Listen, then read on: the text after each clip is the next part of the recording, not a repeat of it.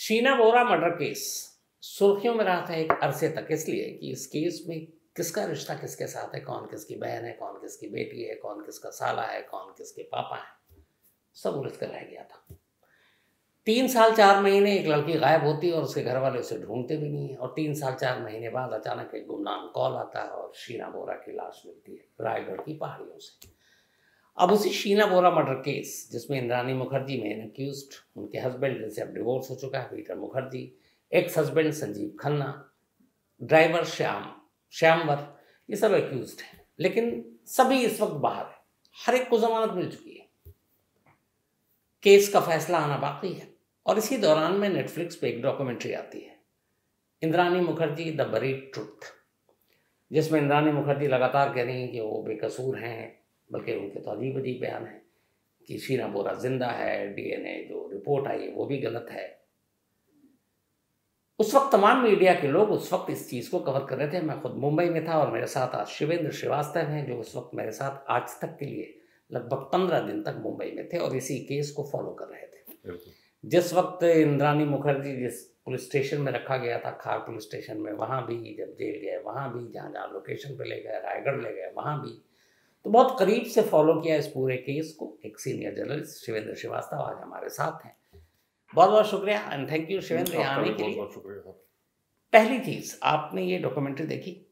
हाँ बिल्कुल देखी।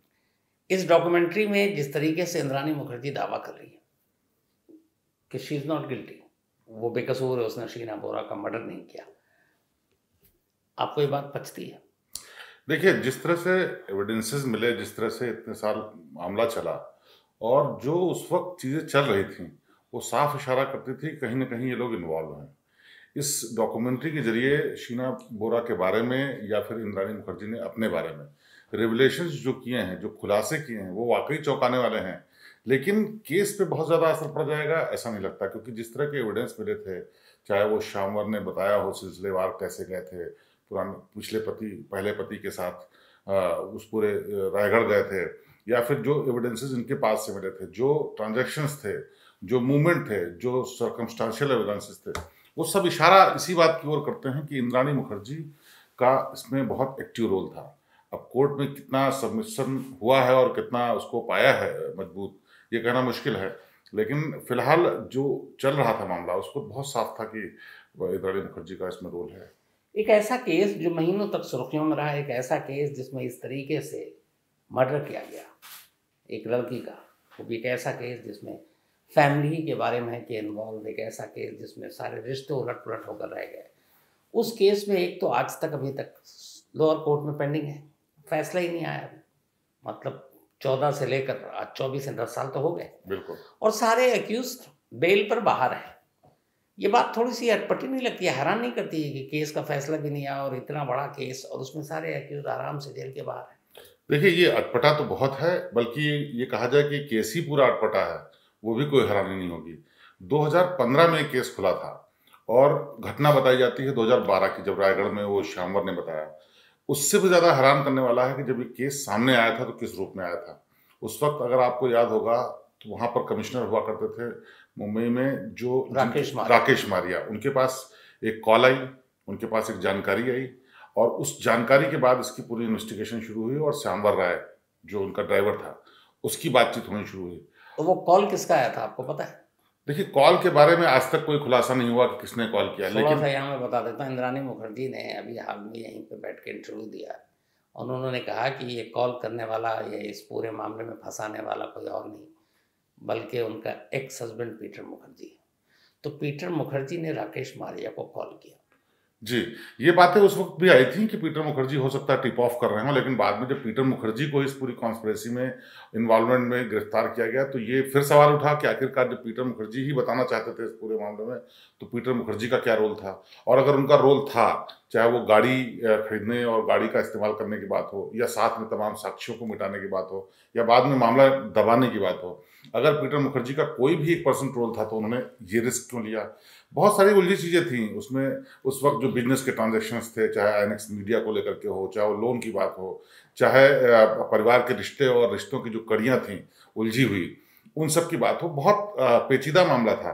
तो बहुत साफ तरीके से पूरा मामला खुल पाएगा ये कहना मुश्किल है। और मुझे लगता है कि कोर्ट में पुलिस ने एविडेंसेस उतने स्ट्रांग तरीके से बिल्कुल नहीं रखे होंगे कि एकदम क्लियर कर पाए केस, और इन्हीं डाउट्स का फायदा मिल करके एक तो केस लंबा खिंचा, दूसरा तमाम लोगों को संदेह का फायदा ये बड़ा भी मिला। सीरियस मैटर है कि अगर एक केस को पुलिस ही कमजोर कर दे तो इसका मतलब है कि सीधे सीधे जितने अक्यूज हैं उनको बेनिफिट मिलेगा। बिल्कुल, बहुत से केसेस में होता है, बल्कि अगर क्राइम लेकिन पुलिस ऐसा क्यों करेगी? देखिए, बताया ना शुरुआत से, जैसा कि हम लोगों ने, मैंने फील्ड में रहते हुए देखा, उस वक्त केस कवर करते हुए देखा, बाद में और पिछला इतिहास देखते हुए देखा, इसमें बहुत सारे इन्फ्लुएंशियल लोग इन्वॉल्व थे। चाहे पीटर मुखर्जी हों, इतना बड़ा नाम थे मीडिया की जगत में, इंद्राणी मुखर्जी हों, वो बहुत बड़ी सोशलाइट थी, बहुत बड़ी बिजनेस टाइकून थी उस वक्त, उनको बिजनेस टाइकून। मुझे इस पे याद आया कि जब आप उस वक्त कवर कर रहे थे तो एक रोज पीछा करते करते आप वो जो घर है पीटर मुखर्जी का, वहां तक घुस गए थे, बल्कि आपने तो 2-4 अलग अलग नंबरों से कॉल भी कर दिया था, हाय हेलो भी बात भी हुई, जी जी जी, रिकॉर्ड नहीं हो पाया था, ये भी जी बताया। जी। ये सारी चीजें जब हो रही थी उस वक्त, बाकी की अलग अलग छोड़ता, मैं एक चूंकि कवर किया आपने, क्राइम रिपोर्टर के तौर पर जानना चाहता हूँ, इस उलझे हुए केस में शीना बोरा के कत्ल का असली मोटिव या मकसद क्या हो सकता है? देखिए, इसमें दो चीजें निकल के आई। एक तो वजह वो जो वजह इन लोगों ने बताई कि शीना बोरा को लेकर के इंद्राणी मुखर्जी नाराज थी, क्योंकि उसके अपने एक तरीके से भाई के साथ ही रिश्ते थे, और उसको लेकर के तमाम शिकायतें झगड़े हुआ करते थे, और उससे शीना बोरा बहुत बुरा भला कहती थी इंद्राणी को, और इंद्राणी शीना बोरा को कहती थी, और वही इसकी अंतिम लड़ाई का वजह बनी।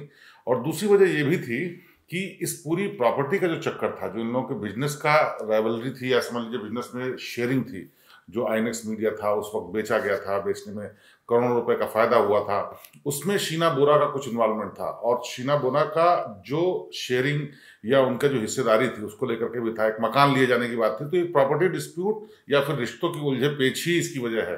अंत में जब भी सच्चाई निकल के आएगी, इन दो वजहों के अलावा कोई तीसरी वजह दिखती नहीं है, और आज तक कोई ऐसा सामने एविडेंस नहीं आया कि इन तीसरी और किसी वजह की ओर इशारा करता हो। लेकिन कितने सबूत पुलिस ने पेश किए या कितनी चीजें कोर्ट ने मानी, ये भी बहुत इंपॉर्टेंट है, क्योंकि इसमें एक एक चीज का एक एक एविडेंस इकट्ठा किया गया था। लेकिन ये भी तय है कि इस पूरे केस में चाहे जांच किसी भी एजेंसी ने की हो, चाहे मुंबई पुलिस ने की हो या फिर और बाद में दूसरी दूसरी टीम्स को दिया गया, उन लोगों ने सबूतों के साथ उतना न्याय नहीं किया। अगर न्याय किया होता तो केस बहुत क्लियर कट होता, और मामला जो कि पुराना हो गया था कि 2012 का मामला 2015 में खुला, लेकिन सबूत जो थे वो फोरेंसिक थे, बहुत सारे फोरेंसिक, चाहे वो डॉक्यूमेंट्स के फॉर्म में हो, चाहे वहां से डीएनए सैंपल लिए गए हों, और तमाम कनेक्टिंग एविडेंस हो, रूट मैप हो, सब कुछ हो। तो कहीं ना कहीं कुछ गड़बड़ी इसमें हुई है, और इसका फायदा देखिएगा इस पूरे केस में मिलेगा तमाम लोगों को।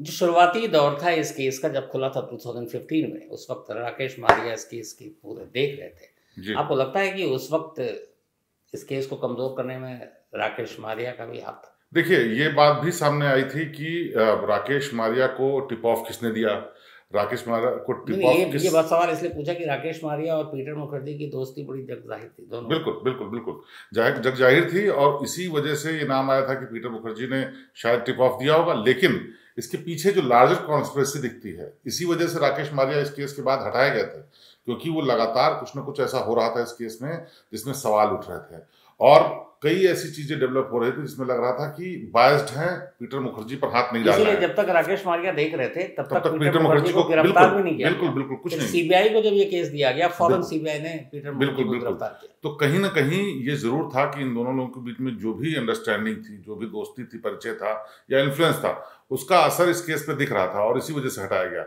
बहुत हद तक ये भी लोग कहते हैं, और इस तरह का आरोप इंद्राणी ने भी लगाया, और बाकी इस केस से जुड़े हुए, डायरेक्ट जुड़े हुए लोगों ने भी लगाया कि राकेश मारिया का रोल इसमें बहुत डिफरेंट था। जिस तरह से पुलिस कमिश्नर इन्वॉल्व होकर के इसमें कर रहे थे, कुछ लोगों ने तो कहा कि ये बड़ा इन्फ्लुएंशियल और बड़ा हाई प्रोफाइल केस इसलिए कर रहे हैं, लेकिन जिस तरह से केस था, हैंडल किया जाना था, वो नहीं किया, इसीलिए बाद में उनको हटना भी पड़ा। आपको लगता है कि जो लोअर कोर्ट का डिसीजन आएगा, हालांकि अभी कब आएगा ये पता नहीं, करीब 8-9 साल तो हो गए और सारे अभी बाहर हैं, तो इसमें चूंकि डीएनए की रिपोर्ट है जो बता रही है 2012 में अप्रैल के महीने में जो स्कल मिले थे और बोन्स के पार्ट मिले थे वो शीना बोरा के थे, क्योंकि खुद इंद्राणी मुखर्जी के डीएनए सैंपल लिए गए और मैच कर गया था। लेकिन फिर बीच में आ जाता है कि इंद्राणी मुखर्जी और उनके वकील की तरफ से कि शीना बोरा तो जिंदा है, कभी असम में दिखी, कभी कश्मीर में दिखी, तो ये सब केस को उलझाने की साजिश है। बिल्कुल, देखिए ये तो केस को उलझाने की साजिश है, और अगर ये उलझाने की साजिश नहीं है तो बड़ा ज्यादा सवाल है। अगर इंद्राणी मुखर्जी हालांकि जिस तरह की बात बोल रही है वो यकीन करने लायक नहीं है, लेकिन इतना बड़ा झूठ या इतना बड़ा दावा कर भी कैसे सकती है, ये भी बड़ा सवाल है। क्योंकि सब चीजें अब आउट इन ओपन है, मीडिया के सामने, कोर्ट के सामने, पुलिस के सामने। ऐसे में ये कहना कि शीना बोरा जिंदा है, ये अपने आप में बहुत बड़ा स्टेटमेंट है। और एक बार की अगर 1% भी मान लिया जाता है कि शीना बोरा जिंदा है तो फिर पूरा केस ही पलट जाता है। लेकिन ऐसा होता दिखता नहीं है, और ऐसा जो सबूत है वो नहीं कहते। क्योंकि अगर ऐसा 1% भी होता है तो वो शुरू से कहानी ही गड़बड़ हो जाएगी कि रायगढ़ में जो लाश मिली जिसका डीएनए मैचिंग कराई गई, तो उसमें फिर पुलिस का इन्वॉल्वमेंट जितने लोग हैं वो बहुत संदेह के दर रिपोर्ट आ चुकी है, मैच कर चुका, और डीएनए को दुनिया की कोई भी अदालत बिल्कुल नहीं कर सकती, बिल्कुल नहीं कर सकती। और ये इसीलिए ये साफ तौर पर समझ में आता है कि शीना बोरा को लेकर के जो इंद्राणी मुखर्जी कह रही हैं वो बहुत ही अलग बात है, और वो जाहिर सी बात है केस को उलझाने की कोशिश है। और इस चीज की कहीं ना कहीं प्ली ली गई होगी कोर्ट में वकीलों के जरिए, और लीगल राय ली गई होगी कि ऐसा कहने से शायद केस पर कुछ असर पड़ेगा और डिले होगा। तो ये वही टैक्टिक्स दिखती है। ऐसा नहीं है कि कोई ऐसे सबूत आए हों जिसमें शीना बोरा आओ। सबसे बड़ी बात यह है कि दावों की बात छोड़ दीजिए, अगर शीना बोरा जिंदा होती तो आज तक 10 साल में सामने आके कोई बात तो कही होती, उसके दोस्त ने, उसके रिश्तेदार ने, उसके परिचित ने, पड़ोसी ने, किसी ने तो कोई बात कही होती। तो ये तो दावा एकदम ही अलग है।